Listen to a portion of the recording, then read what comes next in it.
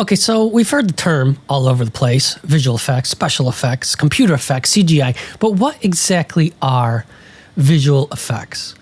Well, until fairly recently, the art and craft of visual effects went by the name special photographic effects, because the work was accomplished photographically on film and relied heavily on special optical cameras called optical printers, which we'll talk a little bit about later on. But all the work, procedures, tricks, techniques, they were all fairly secret to the studio that was making that movie. The big 5 movie studios and the little 3, which I'll introduce here in half a second, had their own shops and employees.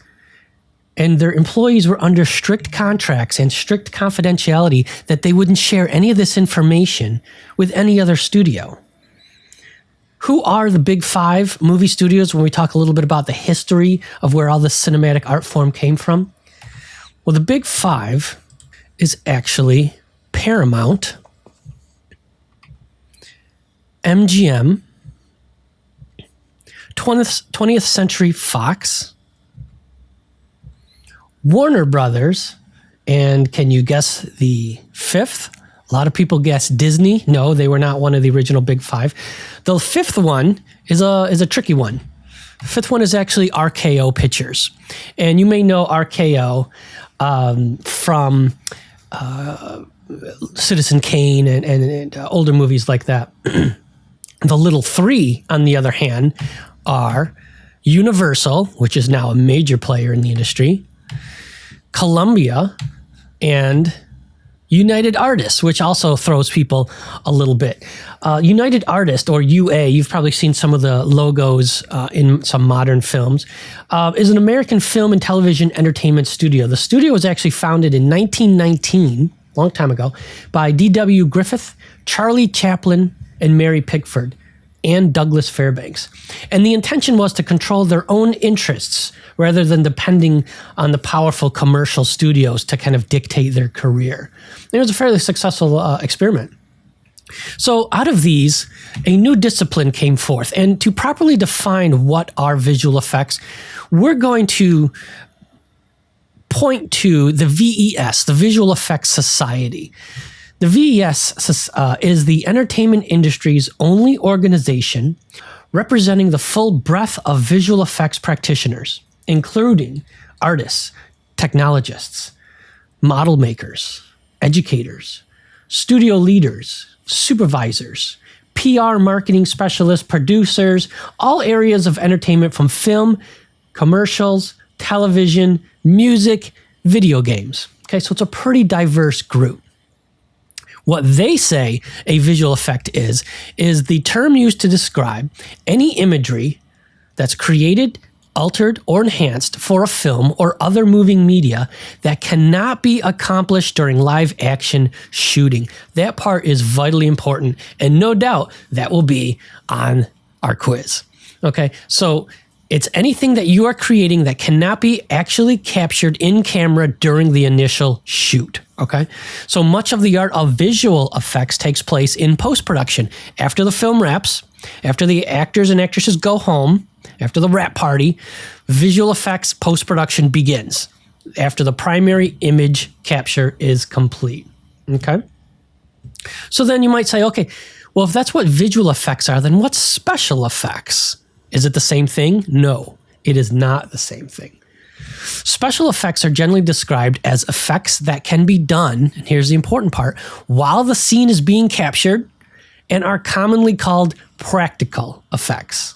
Okay, so special effects go hand in hand with visual effects in current methodology. You don't use just one or just the other. Often they enhance each other. Okay, such that it's often difficult to determine what was a special effect and what was a visual effect. Okay, here's an example of Gary Oldman and Bram Stoker's Dracula by Francis Ford Coppola. Okay, he doesn't look like this in real life. He's got a lot of makeup on. He's got a fun wig, all that good stuff. So these would all be called practicals. The makeup, the wig, that's all special effects. None of this is actually a visual effect. Okay. Now, oftentimes these collaborations can be enhanced with digital technology.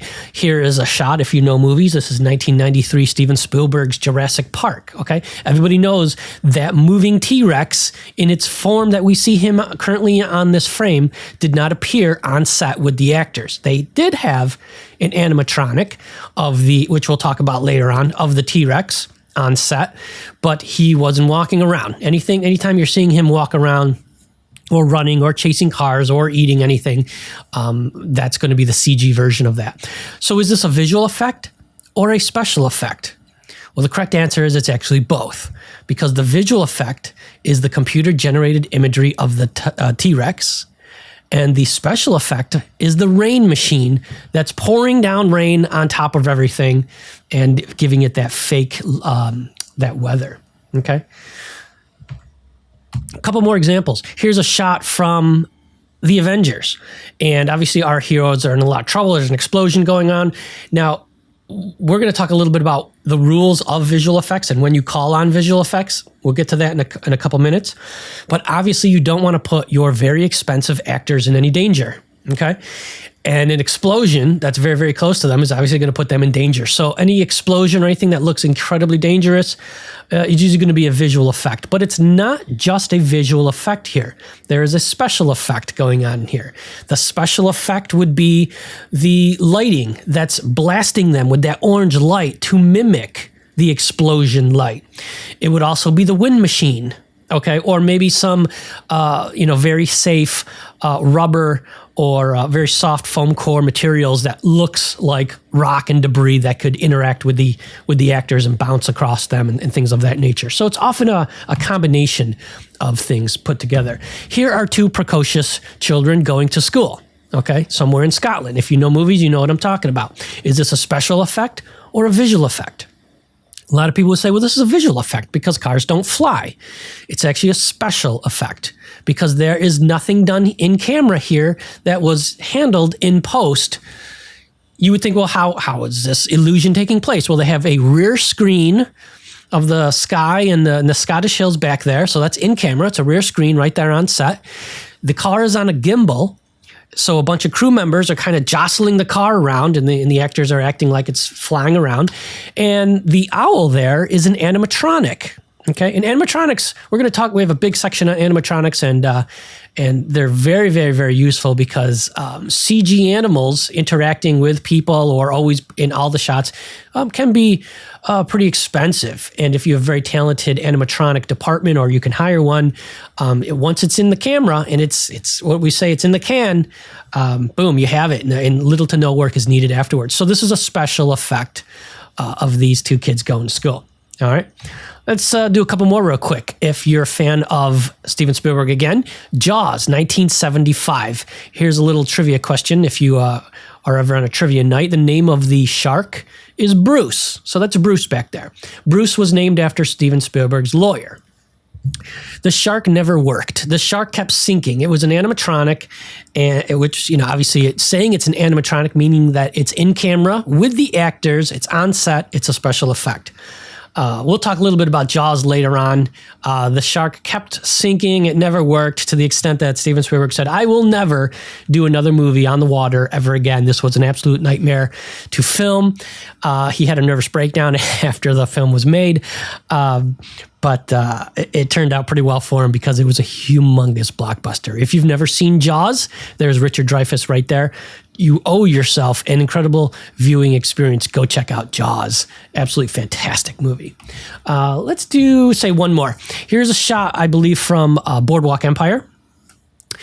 And this, you might say, oh, it's a practical effect. They're just doing makeup and everything. Well, they're digging into this actor's skin. This is an actor who plays a role that somebody was injured during World War I. And so obviously you never want to carve into an actor's face. Okay. So the digital effect is actually, the visual effect is cutting into his face, okay, and putting the background back in. and of course taking the eyeball out and that kind of a thing. You can only do so much with practicals. You can add with practical makeup, but you cannot take away from somebody's skull. That's inherently dangerous. So this would be an example of a visual effect, not a special effect. Okay, so what are we talking about special effects? We saw a lot of examples, but special effects, like we've been saying, are generally described as effects that can be done, here's the key, while the scene is being captured, and are commonly called practical effects, okay? So types of these would be bullet hits, which we call squibs, practical explosions, rain and fire and car gags, flying rigs and motion rigs that shake sets. If you ever saw some of those behind the scenes where they're shaking violently the ship, the bridge of the ship during a typhoon, okay, that would be a practical effect. Shaking sets on vehicles, gimbals to mimic the motion of boats and planes, and artificial ocean waves that spray onto the actor. So that's all special effects, okay?